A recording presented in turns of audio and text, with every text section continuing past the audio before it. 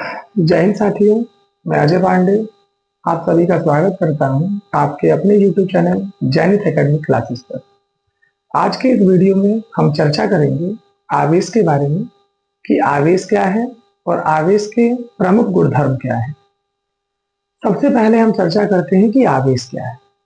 जैसा कि हम सभी लोग जानते हैं कि अगर हम किन्हीं दो वस्तुओं को आपस में रगड़े तो उनमें छोटे छोटे कणों को आकर्षित करने का गुण आ जाता है।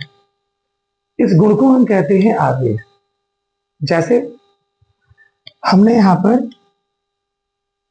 कागज के कुछ छोटे छोटे टुकड़े लिए हैं और ये हमारे पास पेन है। इस पेन को अभी हम लेके चले तो इसमें कागज के गुणों को आकर्षित करने का गुण नहीं है, लेकिन अगर हम इसे रगड़ें तो इसमें इन कागज के छोटे छोटे टुकड़ों को आकर्षित करने का गुण आ जाता है। इसी गुण को हम क्या बोल रहे हैं? आवेश। फिर कह रहे हैं कि अगर हम किन्हीं दो वस्तुओं को आपस में रगड़ें तो इनमें छोटे छोटे कणों को आकर्षित करने का गुण आ जाता है। इस गुण को हम कह रहे हैं आवेश। ये जो आकर्षण करने का गुण है, ये आकर्षण करने का गुण हमारे वैद्युत में भी है और चुंबक में भी है। आपने देखा होगा कि चुंबक के विपरीत ध्रुव अगर पास लाते हैं तो ये आकर्षित करते हैं।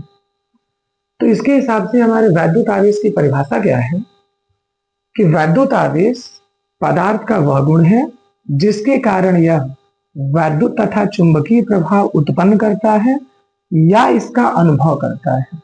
जैसे हमारा कागज, कागज ने इस प्रभाव को अनुभव किया है, कागज को आकर्षित किया है। किसने? पेन ने। इसका मतलब पेन इस प्रभाव को उत्पन्न कर रहा है और कागज इस प्रभाव को क्या कर रहा है? अनुभव कर रहा है। तो ये हमारा वैद्युत आवेश पदार्थ का वह गुण है जिसके कारण वो वैद्युत तथा चुंबकीय प्रभाव उत्पन्न करेगा। आवेश अब देखते हैं कितने प्रकार के। आवेश हमारे पास दो प्रकार के हैं, एक है धन आवेश और दूसरा है ऋण आवेश। अब ये देखा जाए कि धन आवेश और ऋण आवेश है क्या। जैसा कि हम सभी जानते हैं कि पदार्थ की सामान्य अवस्था में, पदार्थ की सामान्य अवस्था में उसमें इलेक्ट्रॉन, प्रोटॉन और न्यूट्रॉन दोनों है। सामान्य अवस्था का मतलब है कि हमारे पदार्थ पर किसी प्रकार का कोई आवेश नहीं है। ये सबको मालूम है कि हमारे प्रत्येक पदार्थ का निर्माण इलेक्ट्रॉन, प्रोटॉन और न्यूट्रॉन से मिलकर हुआ है। प्रोटॉन और न्यूट्रॉन परमाणु के नाभिक में है और इलेक्ट्रॉन इसके चारों ओर अपनी विभिन्न कक्षाओं में चक्कर लगा रहे हैं। पदार्थ में जितने इलेक्ट्रॉन होते हैं उतने ही प्रोटॉन होते हैं और इलेक्ट्रॉन पर जितना माइनस का चार्ज होता है प्रोटॉन पर उतना ही प्लस का चार्ज होता है। फिर एक बार कंसेप्ट बताते हैं कि हमारे प्रत्येक पदार्थ का निर्माण किससे मिलकर हुआ? इलेक्ट्रॉन, प्रोटॉन और न्यूट्रॉन से। इलेक्ट्रॉन पर जितना माइनस का चार्ज है प्रोटॉन पर उतना ही प्लस का चार्ज है। न्यूट्रॉन विद्युत उदासीन कण है। ये प्रोटॉन और न्यूट्रॉन नाभिक में रहते हैं और इलेक्ट्रॉन इसके चारों ओर चक्कर लगाता रहता है। पदार्थ की जो सामान्य अवस्था है, पदार्थ की सामान्य अवस्था में इस पदार्थ में जितने इलेक्ट्रॉन होते हैं उतने ही प्रोटॉन होते हैं। और हमने कहा भाई इलेक्ट्रॉन पे जितना माइनस का चार्ज प्रोटॉन पे उतना ही प्लस का चार्ज, और दोनों की संख्या बराबर है तो परमाणु हमारा कैसा है? उदासीन। इस पर कोई चार्ज नहीं है। लेकिन अगर किसी कारणवश हम हमारे परमाणु से या तो इलेक्ट्रॉन निकाल दे या तो इलेक्ट्रॉन ग्रहण कर ले तो हमारी वस्तु पर आवेश आता है। कैसे? देखा जाए। मान लीजिए कि कोई परमाणु है, इस परमाणु में सामान्य अवस्था में 5 इलेक्ट्रॉन है और 5 ही प्रोटॉन है। इलेक्ट्रॉन पर जितना माइनस का चार्ज है प्रोटॉन पर उतना ही प्लस का चार्ज है। तो ये पांचों इलेक्ट्रॉन पांचों प्रोटॉनों के आवेशों को उदासीन करेंगे। टोटल चार्ज कितना मिलेगा? 0। मतलब सामान्य अवस्था में परमाणु उदासीन है। लेकिन अगर हम इलेक्ट्रॉन निकाल दें, जैसे हमने कहा कि भाई हमारे पास 5 इलेक्ट्रॉन है और 5 ही प्रोटॉन है। इलेक्ट्रॉन पर जितना माइनस का चार्ज प्रोटॉन पर उतना ही प्लस का चार्ज। अगर हम इलेक्ट्रॉन निकाल दें, अगर हम एक ही इलेक्ट्रॉन निकाल दें, तो हमारे ये 4 इलेक्ट्रॉन 4 प्रोटॉनों के आवेशों को उदासीन करेंगे, लेकिन ये एक प्रोटॉन जो है वो शेष रह गया। प्रोटॉन पे कैसा चार्ज? प्लस का चार्ज, इसलिए हमारी वस्तु कैसी हो जाएगी? धन आवेशित। अब इसी प्रकार हमारे पास 5 इलेक्ट्रॉन है, 5 ही प्रोटॉन है। इलेक्ट्रॉन पर जितना माइनस का चार्ज, प्रोटॉन पर उतना ही प्लस का चार्ज। अब अगर हम इलेक्ट्रॉन ग्रहण कर लें, अगर हम एक ही अतिरिक्त इलेक्ट्रॉन ग्रहण कर लें, तो ये 5 इलेक्ट्रॉन 5 प्रोटॉनों को तो नेग्लेक्ट कर देंगे, लेकिन ये जो एक अतिरिक्त इलेक्ट्रॉन हमने ग्रहण किया है, इसका ऋण आवेश शेष रह जाएगा। मतलब वस्तु पर कैसा चार्ज आएगा? ऋण आवेशित। मतलब कंफर्म है कि जब हमने वस्तु से इलेक्ट्रॉन निकाला है, मतलब इलेक्ट्रॉनों की कमी की है, तो कैसा आवेश? धन आवेश। लेकिन जब हमने वस्तु को इलेक्ट्रॉन दिया है, मतलब इलेक्ट्रॉनों की अधिकता हुई है, तो कैसा आवेश? ऋण आवेश। तो आवेश हमारे दो प्रकार के, एक हमारा धन आवेश और दूसरा हमारा ऋण आवेश। धन आवेश क्या है? तो किसी भी वस्तु में इलेक्ट्रॉनों की कमी के कारण उत्पन्न आवेश को हम धन आवेश कहते हैं। अभी हमने दर्शाया था कि जब हम इलेक्ट्रॉन निकाल रहे हैं तो कैसा आवेश आ रहा है? धन आवेश। इलेक्ट्रॉन निकालना मतलब इलेक्ट्रॉन की कमी हो रही है। वही हमने डिफाइन किया है कि किसी वस्तु में इलेक्ट्रॉनों की कमी के कारण उत्पन्न आवेश को हम धन आवेश कहते हैं। ऋण आवेश, किसी वस्तु में इलेक्ट्रॉनों की अधिकता के कारण उत्पन्न आवेश को हम ऋण आवेश कहते हैं। जैसा कि अभी हमने देखा भी है कि हमने जब वस्तु को इलेक्ट्रॉन दिया है, मतलब जब हमारी वस्तु में इलेक्ट्रॉनों की अधिकता हुई है, तब कैसा चार्ज आया है? ऋण आवेश।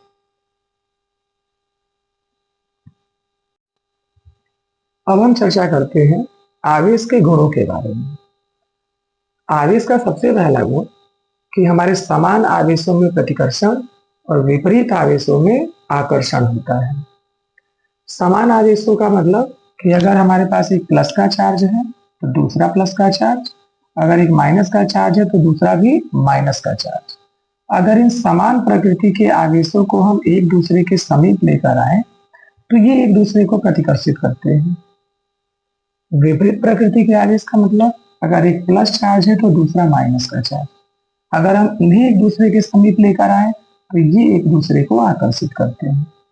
तो पहला गुण है कि भाई समान आवेशों में प्रतिकर्षण और विपरीत आवेशों में आकर्षण होता है। दूसरा गुण है आवेश का संरक्षण। संरक्षण का मतलब संरक्षित रहना। यहाँ पे आवेश का संरक्षण का सिंपल सा मतलब है कि अगर हमारे पास कोई निकाय है, निकाय मतलब जो दो या दो से अधिक कणों को मिलाकर बनाया गया है, जैसे हमारा शरीर ये एक निकाय है, तो वह ये कई अंगों से मिलकर बना है। तो यहाँ हम बात कर रहे हैं निकाय की। निकाय मतलब जिसमें दो या दो से ज्यादा कण निहित है। तो इस निकाय का आवेश हमेशा संरक्षित रहेगा, इसमें हम बदलाव नहीं कर सकते। जैसे हम कह रहे हैं कि चलिए हमारे पास एक निकाय है, इस निकाय में दो कण है, ये हमारा निकाय है, इस निकाय में दो कण है, एक है ए और दूसरा है बी। दोनों पर अभी कोई चार्ज नहीं है, दोनों उदासीन है। ए का चार्ज कितना है? 0 और बी का भी चार्ज कितना है? 0। अगर दोनों के चार्ज को निकालें तो 0 + 0 = 0। टोटल चार्ज अभी कितना है? 0। तो ये संरक्षण का नियम कह रहा है कि ये हमेशा 0 रहना चाहिए। देखें भाई, मान लीजिए कि ए से कुछ इलेक्ट्रॉन निकलकर बी पर चले गए। चलिए ए से अगर 2 इलेक्ट्रॉन निकले हैं और ये 2 इलेक्ट्रॉन निकलकर बी पर चले गए, तो अभी हमने कहा था कि इलेक्ट्रॉनों की कमी के कारण प्लस का चार्ज और इलेक्ट्रॉनों की अधिकता के कारण माइनस का चार्ज। मतलब जो ए है इस पे 2 इलेक्ट्रॉनों के बराबर प्लस का चार्ज और बी पर 2 इलेक्ट्रॉनों के बराबर माइनस का चार्ज। भाई इलेक्ट्रॉन ए से निकले हैं मतलब ए पर इलेक्ट्रॉनों की कमी हुई है, बी पर पहुंचे हैं मतलब बी पर इलेक्ट्रॉनों की अधिकता है। जिस पर इलेक्ट्रॉनों की कमी है उस पर प्लस का चार्ज, और जिस पर इलेक्ट्रॉनों की अधिकता है उस पर माइनस का चार्ज। अभी भी अगर हम इनके योगफल को ज्ञात करें तो +2e -2e, अभी भी टोटल चार्ज क्या है, 0 है। ये हमारे आवेशों का संरक्षण है। मतलब आवेश का संरक्षण क्या, कि इसके अनुसार किसी विलगित निकाय में कुल आवेश नियत रहता है, वह नियत है, और आवेश को न तो हम उत्पन्न कर सकते हैं और न ही हम नष्ट कर सकते हैं। तीसरी बात आती है आवेश का क्वांटीकरण। ये आवेश का क्वांटीकरण कह रहा है कि अगर हम किसी भी वस्तु पर आवेश उत्पन्न करने का प्रयास करें, हम किसी वस्तु पर आवेश उत्पन्न करने का प्रयास कर रहे हैं, तो ये जो उत्पन्न आवेश की मात्रा है ये एक न्यूनतम आवेश का पूर्ण गुणज होगी। जैसे कोई वस्तु है, इस वस्तु से अगर हम एक इलेक्ट्रॉन निकालें तो वह इस पर इलेक्ट्रॉन के बराबर ही ना चार्ज आएगा। हमने एक इलेक्ट्रॉन निकाला है तो जितना इलेक्ट्रॉन पर चार्ज था उतना ही इसे चार्ज मिलेगा, मतलब एक इलेक्ट्रॉन के बराबर।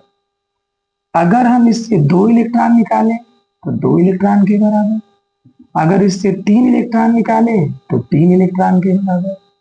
मतलब जो सबसे छोटा चार्ज हम ला सकते थे वो किसके बराबर है, 1 इलेक्ट्रॉन के बराबर। और बाकी के जो चार्ज है वो इसके पूर्ण गुणज है। भाई 1 का 2 गुना 2, 1 का 3 गुना 3।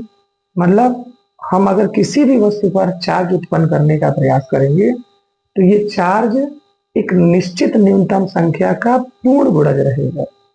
और इसी प्रकृति को हम कह रहे हैं आवेश का क्वांटीकरण। मतलब अगर हम किसी वस्तु से n इलेक्ट्रॉन निकाल लें तो 1 इलेक्ट्रॉन निकालने पर 1e, 2 इलेक्ट्रॉन निकालने पर 2e, 3 इलेक्ट्रॉन निकालने पर 3e, तो n इलेक्ट्रॉन निकालने पे कितना चार्ज होगा, Ne। ये 2 इलेक्ट्रॉन निकालने पर प्लस का चार्ज। अगर इसके विपरीत प्रक्रिया हम दर्शाएं, हम इलेक्ट्रॉन ग्रहण करना शुरू कर दें, 1 इलेक्ट्रॉन ग्रहण करेंगे तो 1 इलेक्ट्रॉन के बराबर माइनस का चार्ज, 2 इलेक्ट्रॉन ग्रहण करेंगे 2 इलेक्ट्रॉन के बराबर माइनस का चार्ज, 3 इलेक्ट्रॉन ग्रहण करेंगे तो 3 इलेक्ट्रॉनों के बराबर माइनस का चार्ज। ये चार्ज हमारे पास आते रहेंगे। इस गुण को हमने कहा है आवेश का क्वांटीकरण। सिंपल है, आवेश का क्वांटीकरण क्या है कि अगर हम किसी वस्तु पर आवेश उत्पन्न करने का प्रयास कर रहे हैं तो ये उत्पन्न आवेश एक निश्चित न्यूनतम आवेश का पूर्ण गुणज होगा। इसे हम कहते हैं आवेश का क्वांटीकरण। जैसा कि हमें लिखा है कि प्रकृति में प्रत्येक आवेशित वस्तु पर आवेश एक निश्चित और न्यूनतम आवेश का पूर्ण गुणज होता है, जिसे हम मूल आवेश कहते हैं।